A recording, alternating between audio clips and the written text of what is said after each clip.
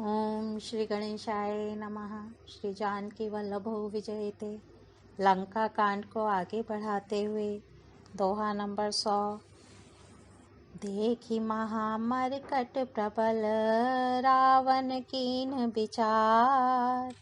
अंत रहित होई निमिष महुकृत माया विस्तार। सियापति राम जय जय राम।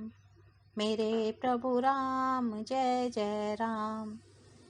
वानरों को बड़ा ही प्रबल देखकर रावण ने विचार किया और अंतर्धान होकर क्षण भर में उसने माया फैलाई। जब उसने पाखंड रचा तब भयंकर जीव प्रकट हो गए। बेताल, भूत और पिशाच हाथों में धनुष बाण लिए प्रकट हुए। योगिनियां एक हाथ में तलवार और दूसरे हाथ में मनुष्य की खोपड़ी लिए ताजा खून पीकर नाचने और बहुत तरह के गीत गाने लगी। वे पकड़ो मारो आदि घोर शब्द बोल रही हैं। चारों ओर सब दिशाओं में यह ध्वनि भर गई। वे मुख फैलाकर खाने दौड़ती हैं। तब वानर भागने लगे। वानर भागकर जहाँ भी जाते हैं वही आग जलती देखते हैं। वानर भालू व्याकुल हो गए। फिर रावण बालू बरसाने लगा। वानरों को जहाँ तहाँ थकित शिथिल कर रावण फिर गरजा। लक्ष्मण जी और सुग्रीव जी सहित सभी वीर अचेत हो गए। हा राम हा रघुनाथ पुकारते हुए श्रेष्ठ योद्धा अपने हाथ मलते पछताते हैं। इस प्रकार सबका बल तोड़कर रावण ने फिर दूसरी माया रची। उसने बहुत से हनुमान प्रकट किए जो पत्थर लिए दौड़े। उन्होंने चारों ओर दल बनाकर श्री रामचंद्र जी को जा घेरा। वे पूंछ उठाकर कटकटाते हुए पुकारने लगे, मारो पकड़ो जाने ना पावे। उनके लंगूर पूंछ दसों दिशाओं में शोभा दे रहे हैं और उनके बीच में कौशलराज श्री राम जी हैं। मध्य कौशल राज सुंदर श्याम तन शोभा लही। जनु इंद्र धनुष अनेक की बर भारी तुंग तमालही। प्रभु देखी हर्ष विषाद उर सुर बदत जय जय जय करी। रघुबीर कहीं तीर कोपी निमेष महु मायारी। उनके बीच में कौशलराज का सुंदर श्याम शरीर ऐसी शोभा पा रहा है मानो ऊंचे तमाल वृक्ष के लिए अनेक इंद्रधनुषों की श्रेष्ठ बाढ़ घेरा बनाई गई हो। प्रभु को देखकर देवता हर्ष और विषाद युक्त हृदय से जय जय जय ऐसा बोलने लगे। तब श्री रघुवीर ने क्रोध करके एक ही बाण से निमेष मात्र में रावण की सारी माया हर ली। माया विगत कपि भालु हर्ष बिटप गिरी गही सब फिरे।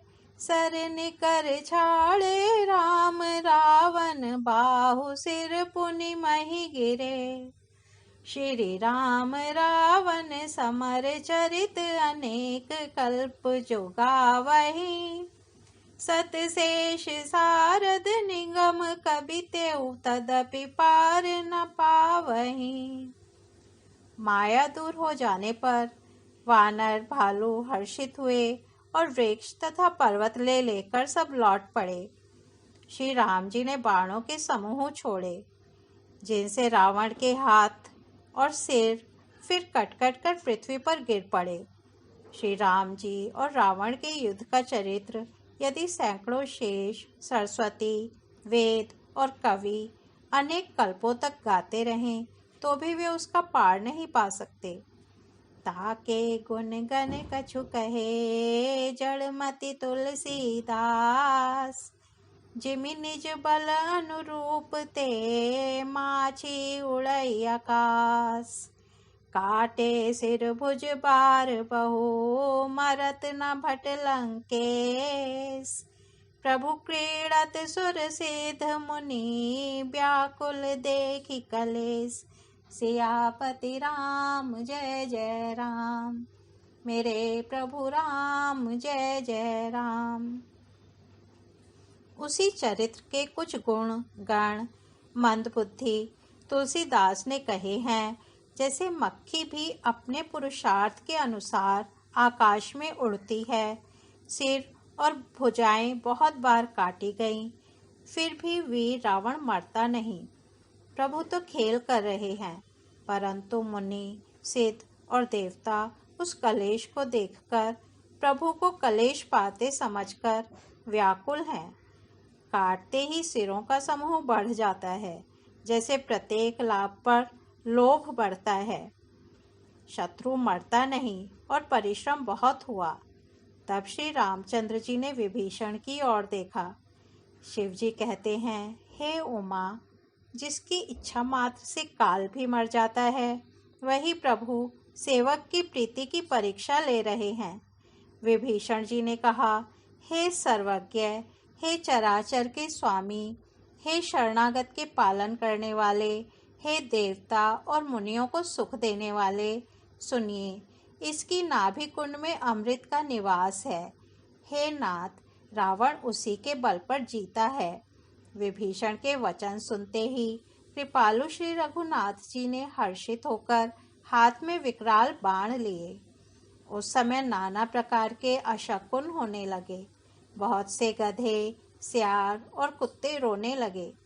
जगत के दुख अशुभ को सूचित करने के लिए पक्षी बोलने लगे। आकाश में जहाँ तहाँ केतु, पुच्छल तारे प्रकट हो गए। दसों दिशाओं में अत्यंत दाह होने लगा, आग लगने लगी। बिना ही पर्व योग के सूर्य ग्रहण होने लगा। मंदोदरी का हृदय बहुत कांपने लगा। मूर्तियां नेत्र मार्ग से जल बहाने लगीं। प्रतिमा रुदही पबिपात नभ अति बात बह डोलती मही। बरसहि बलाहक रुधिर कचरज अशुभ अतिशक को कही। उत्पात अमित बिलो की नभ सुर बिकल बोलहि जय जय। सुर सभय जानि कृपाल रघुपति चाप सर जोरत भय।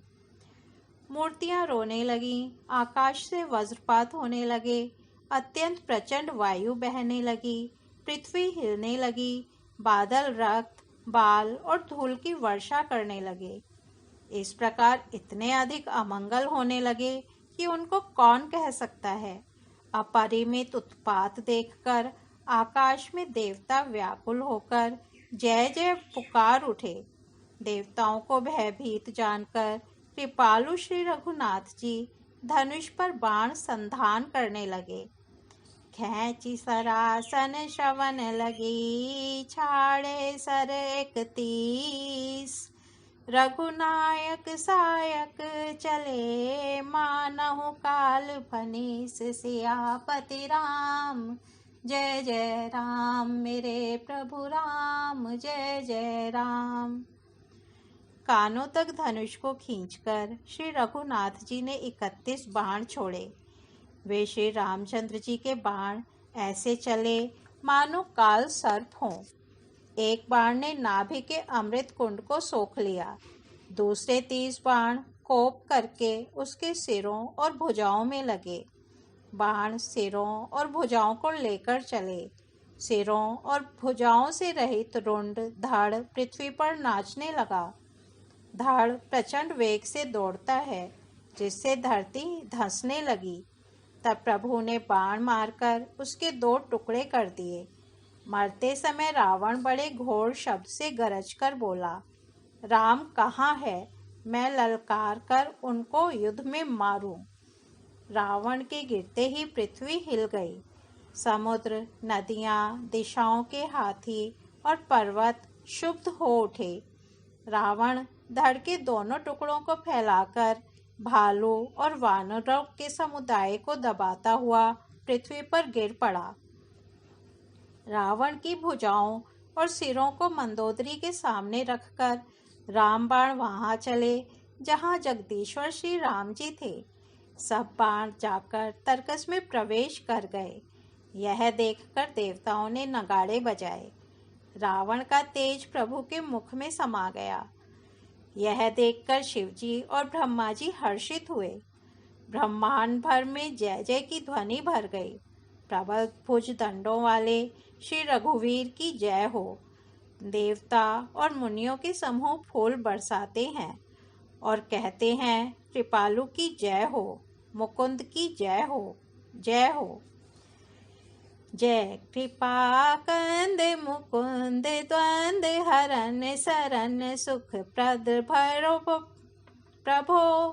खल दल बिदारन परम कारण कारुणिक सदा विभो। सुर सुमन बरषहि हर्ष संकुल बाज दुंदुभि गह गही। संग्राम अंगन राम अंग अनंग बहु शोभा लही। हे कृपा के कंद, हे मोक्षदाता मुकुंद, हे राग द्वेष हर्ष शोक जन्म मृत्यु आदि द्वंद्वों के हारने वाले, हे हरने वाले, हे शरणागत को सुख देने वाले प्रभो, हे दुष्ट दल को विदीर्ण करने वाले, हे कारणों के भी परम कारण, हे सदा करुणा करने वाले, हे सर्वव्यापक विभो, आपकी जय हो। देवता हर्ष में भरे हुए पुष्प बरसाते हैं। घमाघम नगाड़े बज रहे हैं। रणभूमि में श्री रामचंद्र जी के अंगों ने बहुत से कामदेवों की शोभा प्राप्त की। सिर जटा मुकुट प्रसून बिच बिच अति मनोहर राजहि। जनु नील गिरि पर तड़ित पटल समेत उड़गन भ्राजहि। भुज दंड सर को दंड फेरत रुधिर कन तन अति बने। जनु राय मुनि तमाल पर बैठी विपुल सुख आपने। सिर पर जटाओं का मुकुट है, जिसके बीच बीच में अत्यंत मनोहर पुष्प शोभा दे रहे हैं। मानो नीले पर्वत पर बिजली के समूह सहित नक्षत्र सुशोभित हो रहे हैं। श्री राम जी अपने भुजदंडों से बाण और धनुष फिरा रहे हैं। शरीर पर रुधिर के कण अत्यंत सुंदर लगते हैं।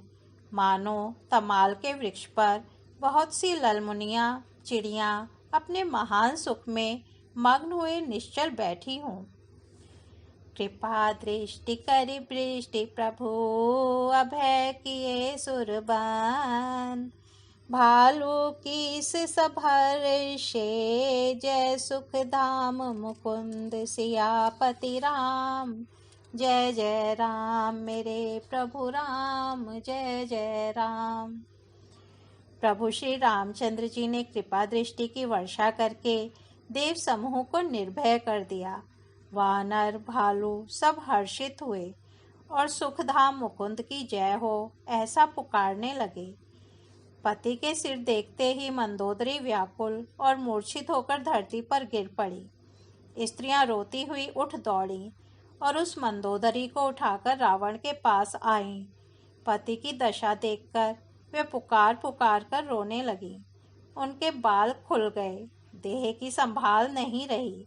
वे अनेकों प्रकार से छाती पीटती हैं और रोती हुई रावण के प्रताप का बखान करती हैं। वे कहती हैं, हे नाथ, तुम्हारे बल से पृथ्वी सदा कांपती रहती थी। अग्नि, चंद्रमा और सूर्य तुम्हारे सामने तेजहीन थे।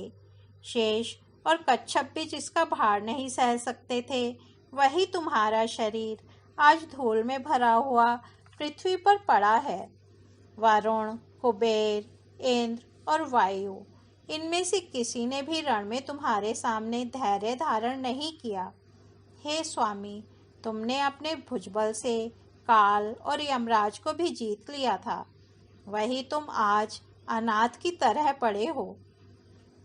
तुम्हारी प्रभुता जगत भर में प्रसिद्ध है। तुम्हारे पुत्रों और कुटुंबियों के बल का हाय वर्णन ही नहीं हो सकता। श्री रामचंद्र जी के विमुख होने से ही तुम्हारी ऐसी दुर्दशा हुई कि आज कुल में कोई रोने वाला भी न रह गया। हे नाथ, विधाता की सारी सृष्टि तुम्हारे वश में थी। लोकपाल सदा भयभीत होकर तुमको मस्तक नवाते थे, किंतु हाय, अब तुम्हारे सिर और भुजाओं को गीदड़ खा रहे हैं। राम विमुख के लिए ऐसा होना अनुचित भी नहीं है, अर्थात उचित ही है। हे पति, काल के पूर्ण वश में होने से तुमने किसी का कहना नहीं माना और चराचर के नाथ परमात्मा को मनुष्य करके जाना। जान्यो मनुज करि धनुज कानन दहन पावक हरि स्वयं। जेहि नमत शिव ब्रह्मादि सुर पिय भजे हूँ नहीं करुणामयम। आजन्म ते पर द्रोह रत पापोघ मैं तव तनु अयम। तुम हऊँ दियो निज धाम राम नमामि ब्रह्म निरामयम। दैत्य रूपी वन को जलाने के लिए अग्नि स्वरूप साक्षात श्री हरि को तुमने मनुष्य करके जाना। शिव और ब्रह्मा आदि देवता जिनको नमस्कार करते हैं, उन करुणामय भगवान को हे प्रियतम तुमने नहीं भजा। तुम्हारा यह शरीर जन्म से ही दूसरों से द्रोह करने में तत्पर तथा पाप समूह में रहा।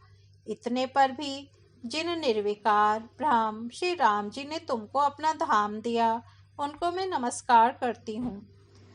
अहो नाथ रघुनाथ सम कृपा सिंधु नहीं आन।